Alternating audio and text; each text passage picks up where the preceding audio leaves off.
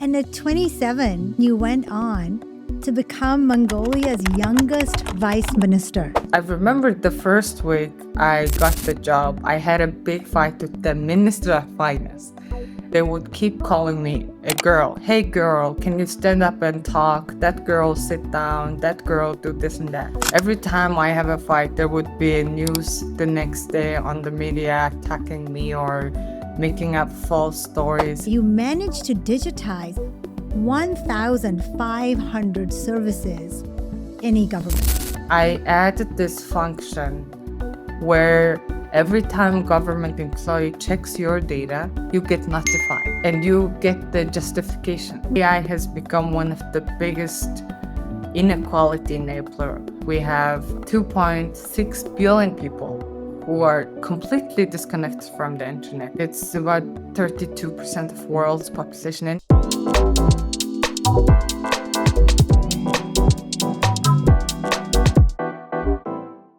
Bolor, welcome to AI Across Borders. It's such a pleasure to have you here today. Bolor, you have such an incredible resume full of achievements and awards, but I want to start from what it was like growing up in Mongolia as a young woman. First of all, thank you so much for having me. So I was born in a small town called Bolgan. It's about 8 hours drive from the city center, and obviously it was just normal nomadic livelihood. Livelihood. We had herding and horse riding and playing basketball, volleyball. Yeah, so it was obviously no devices. I think it was happy and it was more connected to the nature and environment as we lived in nomadic culture. And what does that really mean, a nomadic culture? So for our nomadic communities, it's actually one of the last nomadic community that exists in the world where we herd sheep. So we have pasture land, animal husbandry, meaning that the livestock are out. It's not farmed or it's not being fed by chemical stuff. It's they're just eating grass and out. The reason we're called nomads is we move on a seasonally basis. So in the winter we would go into near mountain areas where they would have a bit of a shelter from the cold. In the summer, we would move to more closer to the river and the water, for example. And for autumn and spring, also we move to different locations.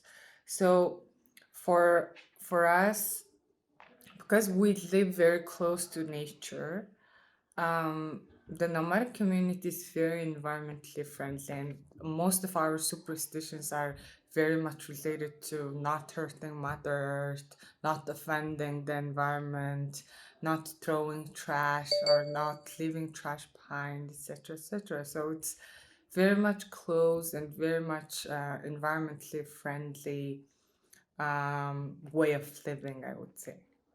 And when did you first encounter technology, and how did it inspire you to pursue digital and AI later on in your life? I was interested in information technology, communications in general, or STEM education.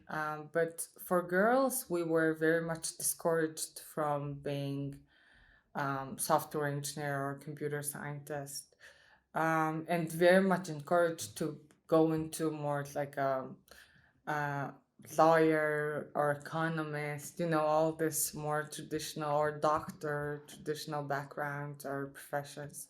So I had this similar experience. My teachers were encouraging me to land on a safe job. So when I went to Oxford, we had to do some kind of internship. The project I was working on was e-government project. So they were doing e-government index, and I was researching on Estonia, South Korea, Japan, the US, UK, all these countries, and Singapore was one of our priority countries as well. And just learning, and it kind of amazed me in a way that, oh my God, these countries are transitioning so fast, and they're doing such a good job. And There I thought, what what would it be like if we bring a government to Mongolia? And imagining like my uncles and aunts who live so far away from government facilities as nomadic family would have their phone and get the government service wherever they are. So that kind of fascinated me, and I carried this vision until I got into the government and politics. And at 27, then you went on to become Mongolia's youngest vice minister. What were some of the challenges of being underestimated in the room as a woman or as a young person? Yeah, so I think when I look back to my whole career or my whole life, I think the time I spent in the government and politics was the hardest time as a person. I had never been violated and attacked personally and professionally that much in my whole career because I used to work for the World Bank, international organizations. I remember the first week I got the job, I had a big fight with the Minister of Finance. And people were calling me names like, how stupid are you to have a big fight with the Minister of Finance? Like, he's the one who approves your budget and he will cut your budget and you cannot do anything. So obviously, he did cut my budget for sure. That kind of represents how unfriendly the environment was for women. Is they would keep calling me a girl. Hey, girl, girl. That girl, can you stand up and talk? That girl, sit down. That girl, do this and that. And for a while, that kind of bothered me. It's like, I have a name, I have a title, I have a position, use it. And they try to silence you, they try to attack you, they try to all this and that. But in addition to that, implementing e-government project, which takes away the power of corruption, takes away their power, signature power, all this and that. I had big protest from within the government and from within government leaders and politicians. So it was very interesting to see like whose interest am I violating through this project. And every time I have a fight, there would be a news the next day on the media attacking me or making up false stories, etc., etc. So it was very hard in that sense. But implementing e-Mongolia project and doing a lot of work in terms of supporting women in STEM, women in tech was really amazing. I loved every single work I did. And, Balor, the experience that you had, first of all, as a young woman in Asia in politics, and then a young woman traditionally not encouraged to go into information technology, then taking on e government, that is a difficult journey, but you managed to digitize 1,500 services in e government. Tell me which services you picked, what was the process of digitizing them, and how you overcame some of the resistance. My imagination or vision for e-Mongolia is I wanted to see herders or someone in the middle of nowhere of Mongolia on a horse registering a company online on their smartphone. That kept me going, and the project itself, I loved it, and I think it has still creating a lot of impact. And every time I'm in a public place, I have some people coming up to me and saying thank you for e-Mongolia, you changed our lives. One of the things that I wanted to highlight is I added this function where to give the power of your data to our citizens, meaning that every time government employee checks your data, you get notified and you get the justification. So it's the other way around. In many countries, there is a government and then you don't know who's looking your data. You don't know how your data is being used. So it was our way of giving back the power to our citizens. So every time I go through immigration, I get notification saying this immigration officer looked your data and she saw this and this data. and does that look correct to you? And if I say no, I can dispute, I can check why she looked into different data, etc., etc. So it was the really power of trying to give the power of the data ownership to the citizens rather than not having control, and any government employee who have access to see anybody's data. Another thing is like you can get your health results, health diagnostic results on your phone. You can register your company, you can pay your tax, you can get reports or anything you want, literally. You can get it on e-Mongolia. So as we digitalize one service to another, we start getting a lot of appreciation from the public. And that was a big motivation for not only me, but the whole team. But from the other side, we had a lot of pushbacks and attacks from within the government saying like we don't want to digitalize, or halting the process, or slowing down the process. So I think it was also we had very good leadership, political leadership from the prime minister side at the time.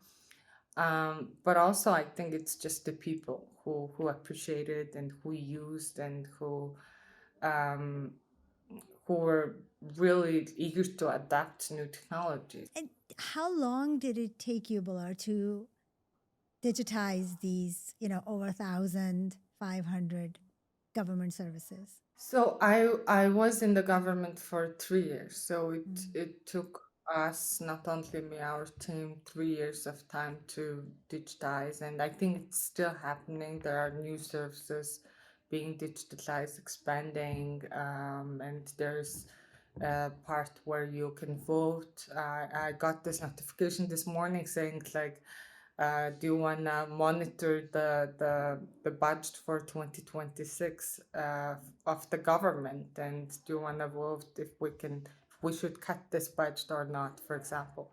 And there is this whole function for pregnant women or people with kids. When you get into like pregnancy, you can see which hospital you should go and you can track your pregnancy basically with it. So there are many functions added other than the government service itself. Um, you mentioned that Mongolians are very digitally savvy, even though so many of them are herders and nomadic. How is this possible? Every time I have visitors, especially people in tech from different countries coming to Mongolia, they get shocked because their imagination of Mongolia is usually horses, horse riding, eagles, nature, wilderness. But actually, Mongolia is very active tech gem, and you will be surprised that 70% of Mongolian population is under the age of 35. So it's very young, with such a big old history, but it's very young and very tech savvy population. We're very good at adopting new things. So, and we actually experienced that firsthand when we introduced e-Mongolia. It was really fast, and then um, I think a few months after we launched, COVID happened, and we had series of lockdowns. And people were using e-Mongolia when they were in lockdowns and trying to run their errands with government while being in lockdown. So yeah, it's very interesting population. I've actually visited Mongolia and I loved it. Oh, We went to Ulaanbaatar, we went everywhere. It's a beautiful country and I met some entrepreneurs there. And so now let's go from e government services to AI.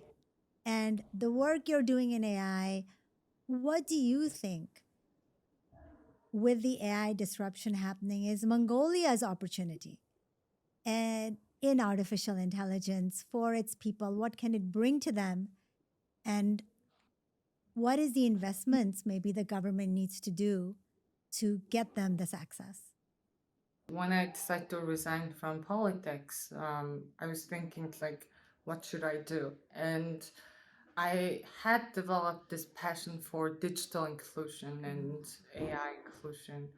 And I was talking to the dean of my school from Oxford, and she's such an amazing woman who I look up to. And she said, "Why don't you come to Oxford? And you're interested in AI inclusion, and we have some role in AI projects, research projects we have."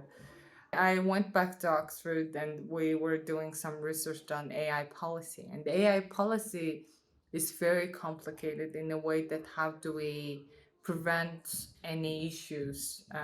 How do we ensure ethical use of AI? How do we even define ethical use of AI? And you've seen EU becoming one of the first countries to legislate AI through their AI Act, but it's very hard to monitor.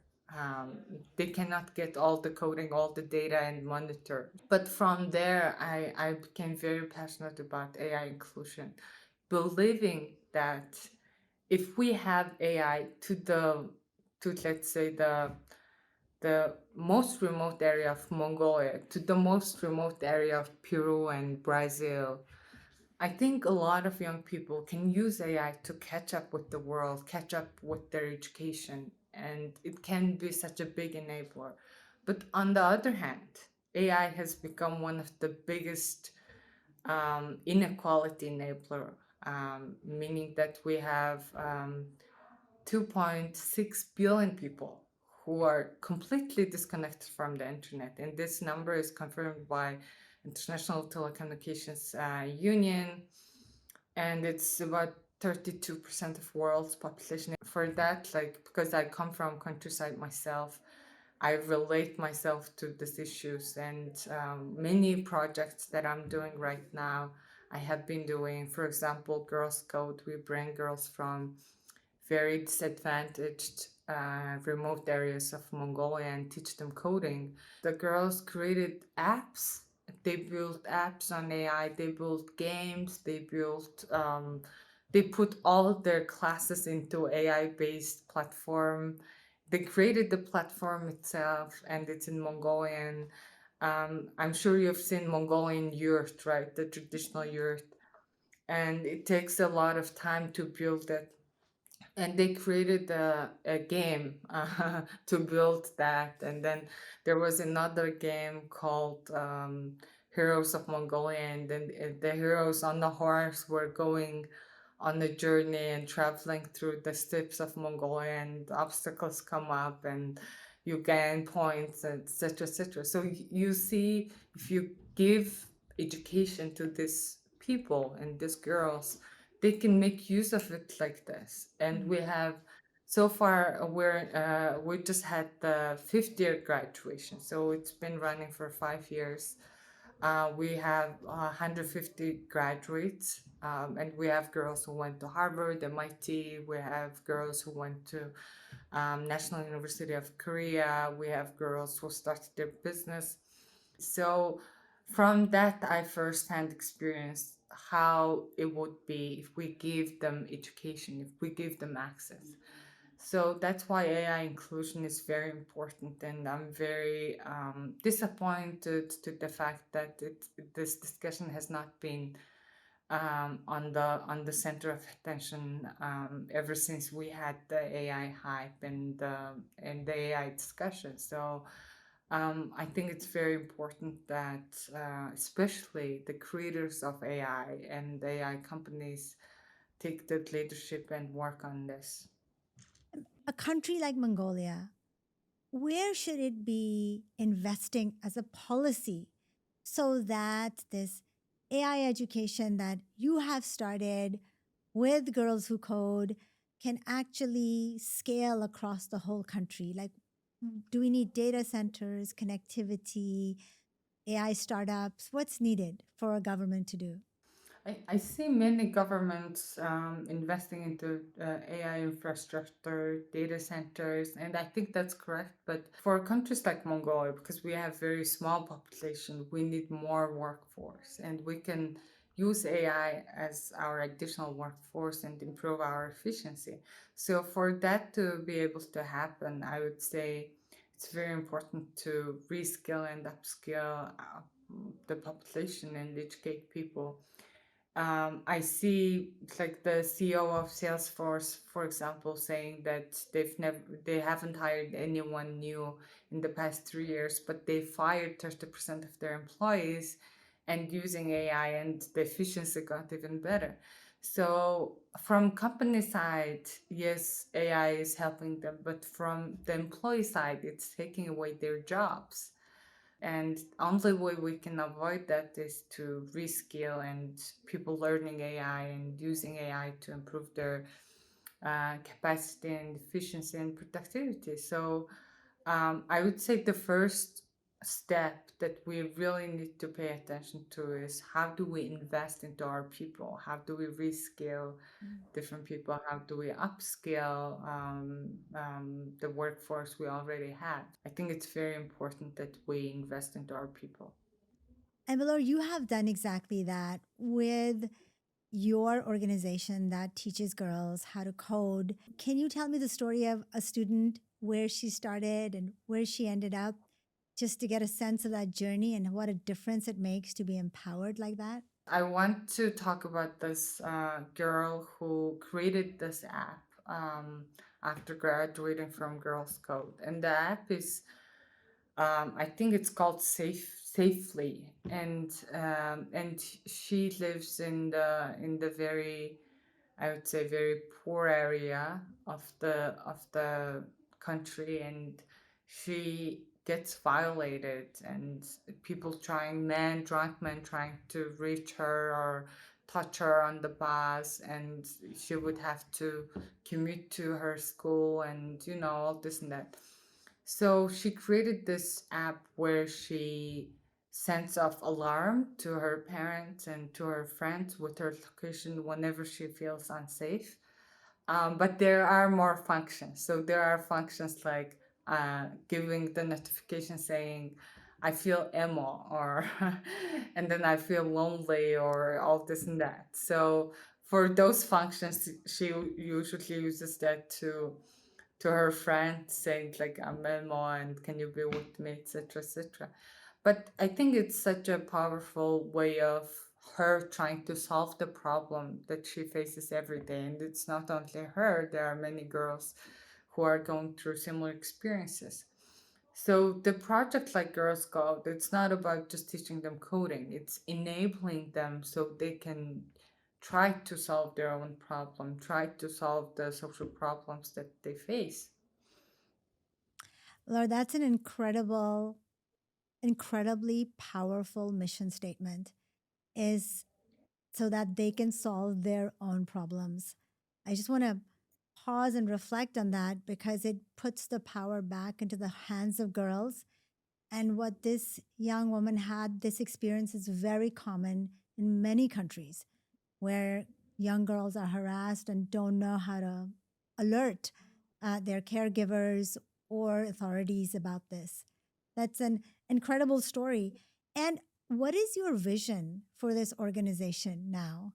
Where do you see it going next? I have Girls Code and then I have AI Academy Asia. For AI Academy, when we are implementing Girls Code, I always think like, oh, this is only 30 girls. We need to expand, we need to expand. But given the resources and capabilities, it's very hard. So for AI Academy, we decided we need to train the teachers so the trainers can go off to wherever they work and teach AI to their students. So now we are almost concluding this campaign with 500 trained teachers who live every corner of Mongolia, who teach and works for public schools in every corner of Mongolia. And we're expecting they will teach to 10,000 kids within this school year from September 2025 to June 2026, which is our school year. Yeah, so now we're trying to expand and deliver more AI knowledge. And when I say AI, it really starts from algorithms to LLMs to vibe coding and all this and that. So I'm hoping that we can reach to not 30 girls, but 10,000 kids across the country and really expand to different countries after that. That's incredible. But then there's also distrust about it taking away jobs and it also manipulating citizens or manipulating consumers. What are your thoughts on this, and how are you educating these girls to be responsible citizens in an age of AI? So I think within our curriculum, the ethics of AI is a very big part. So I think it takes up to 20-30% of the curriculum, and I think it's very important issue. But the problem I would say is there is such lack of collaboration on ethical use of AI. And I was in Geneva for AI for Good conference in July, and I saw Geoffrey Hinton, who's Yes. the the godfather of AI, talking about the regrets and how concerned he is towards AI use and unethical use of AI. So now they're using AI to manipulate people. They're using AI to create online fraud, phishing, etc., etc. So I cannot emphasize enough the only way you can protect yourself from all this is to have the knowledge of AI. And now you see a lot of people getting marriage advices, almost replacing therapy with ChatGPT, and making decision based on what ChatGPT says, etc., etc. So but there is a big hallucination as well. So before GPT-5, hallucination was 37%. Now they're claiming with GPT-5 it's 22%. But for right or life or death decision, you cannot rely on ChatGPT. So I think it's very important that people understand this is a technology. This is not your mother. This is not the one or not the god who says what to do and stuff like that. So only ways to make them understand how the algorithms run, how the technology works.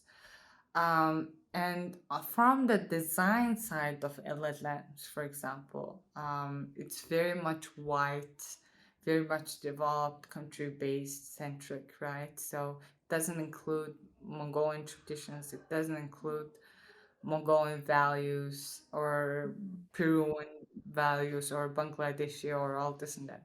So from the design side, we need to push these companies to be more inclusive and more open-minded on that. I think that's a really good point. That actually being culturally sensitive with the history and the nuances of language. One study said it's kind of a digital colonialism because you are using Western sensibility to test how they write, to give them feedback, etc. I actually heard a podcast by Jeffrey Hinton recently. He said that there's a job apocalypse coming. And there are ways that we can avoid it, but when you look at the large number of youth, there's so many under the age of 30. What is your expectation of how these herders and nomadics and urbanites in Mongolia will be using AI and yet be able to not be part of that community that maybe there'll be a loss of jobs or skills, but in fact will leapfrog with AI? Yeah, that's the whole point, right? The reason we want to use AI and hopefully the purpose of AI should be enabling people in many different ways. When we see AI in Silicon Valley or tech hubs, I really don't believe like this is a true measure of AI or any technology being impactful. I would measure any technologies by how it's benefiting people in the most remote and disadvantaged communities, how it's enabling people. And we see on the social media, for example, when we see a lot of creators becoming millionaires, we see a lot of content creators enabling, and social media is doing its job in terms of connecting people and creating new economical channel. I'm yet to see any stories where AI is enabling the most disadvantaged communities to make their lives better. And that's what we are very much looking forward to seeing and contributing to. But again, the sad part is this companies and many governments and many thought leaders are leaving this part behind. And obviously, there's a big AI competition happening between the US and China.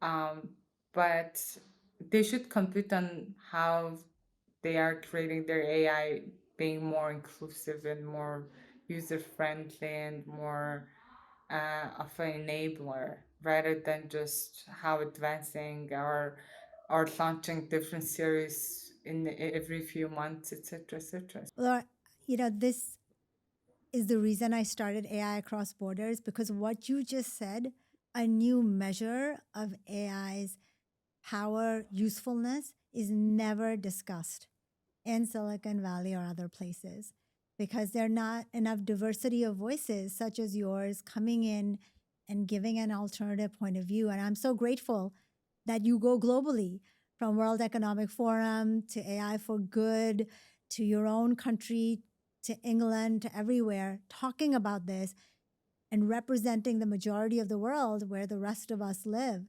that actually have a real belief that it should be equitable and inclusive.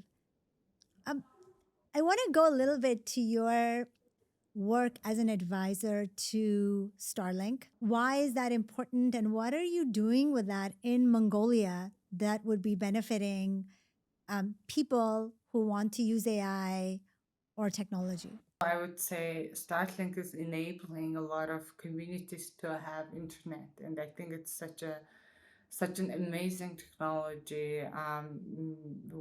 We have a lot of projects where we support schools, hospitals, government facilities around the world, our refugee areas, etc., etc. So it's really creating a lot of connectivity around the world and solving again the AI inclusion or digital inclusion problem. And I think it's very important for developing countries in general to ensure that they have AI or connectivity in general. So when we talk about connectivity or digital divide, it's more than the technology itself. It's poverty, it's hunger, it's corruption. So the way I see Starlink is that it's really helping them solve this connectivity issues. Well, what if you had, the world's attention for 2 minutes, and you wanted to talk about how AI should be really used to empower cultures and countries like Mongolia? What would you say are the things that people should be talking more about? I think I would say from the design phase of AI, from the design phase of AI, we need to include more diverse voices, diverse brains, diverse opinions to create AI that is more inclusive. And on the other side, we need to see how AI will impact our lives in the in the developing communities around the world. I'm not talking about Mongolia, but Central Asia, Southeast Asia, African region, even Europe. Many of the parts are not very tech savvy, as you might know. And how can we combine our traditional values and cultural values with AI? Is it starts with bringing the diverse voice onto the table. So, if I had the whole world watching me, I would say, let's invite the diverse hours on the table and let's design the AI to be more inclusive. I love that. I love that, you know, you are so invested still in your culture and your history and your values as a country, as a nation. How do you see AI lifting people across Mongolia after 5 years or within 5 years? It really hasn't changed much from the vision I had when we were doing e-Mongolia. I want to see AI on a horse. I want to see how AI can embrace our culture. I want to see how AI can help expand and tell the world our stories, right? So every time I'm in different conference, I have to start by where Mongolia is, what people are like, and many people have very wrong understanding of Mongolia because of manipulated history and all this and that. So or they think it's part of China, or which is really offensive to us, by the way.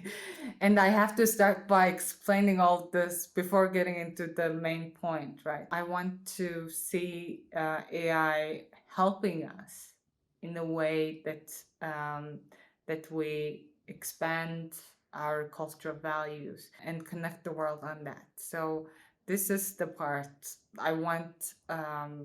A guy, a boy, whoever in the countryside of Mongolia using AI to get to Silicon Valley. I love that vision of a borderless world, but still being very confident about one's own identity and culture and nationhood. Bolor, my last question would be, what about you? What's next for you in the next couple of years? I see my role as more of a AI advocate, AI inclusion advocate globally, and I don't only want to represent Mongolia or Mongolian community. I want to represent women. I want to represent young women. I want to represent developing countries. I want to represent ethical side of AI. I want to represent the ambition of women in tech. So I really want to create this channel where young women from anywhere of the world can reach to the decision making power of AI wherever that is. And I want to create that path for our fellow women, girls who want to get into tech, AI space, and that's what I'm really passionate about. And I really hope that one day we'll be able to see it becomes way easier for girls and women, and from someone like me coming from countryside to get to the decision making power and making AI more inclusive and really having our voice heard for that part. Blur, it's incredible what you have achieved so far. Um, I learned so much from you about not only Mongolia, but you as a person, your vision, your dream that aligns very closely to my values in AI, and the possibility that all of us can benefit, not just some rich companies far away from us. Thank you so much for your time today. It's been a pleasure having you at AI Across Borders, and look forward to keeping in touch and maybe working together one day on Girls in Tech. Yes, please. Thank you so much for having me. I also learned so much, and thank you for giving me your platform and having my voice heard. And really appreciate all your work in AI space and embracing women. So not only thank you for podcast, but thank you for your work in general.